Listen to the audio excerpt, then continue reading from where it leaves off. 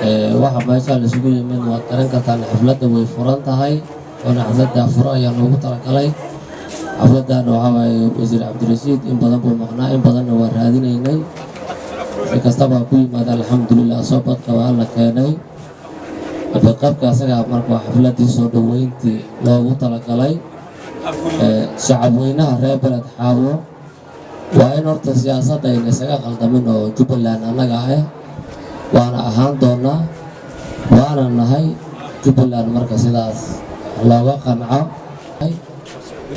qaabka oo siyaasadaha ay isu bedelayaan waxaa ka wada hadli doona heer state iyo heer federaal ayaa ka wada hadli doona aniga waxaan nahay gudoomiye degmona siyaasadda dalka ma tawaliyo laakiin wuxuu tawaliyaa degmada uu xukumo iyo shacabka asaga oo isha horjoogaha u yahay shacabka reer beled xaawo waxaa noogu baaqaa inay isku duubnaadaan cadowgana meel walbuu joogaa cadowgana ay iska ilaaliyaan horumarka ay ku dadaalaan shacabka reer beled xaawan ayaa noogu baaqayaa dowladnimadana waa inta meeshaan taagan cirkan cid inkaga soo degaysa ma laha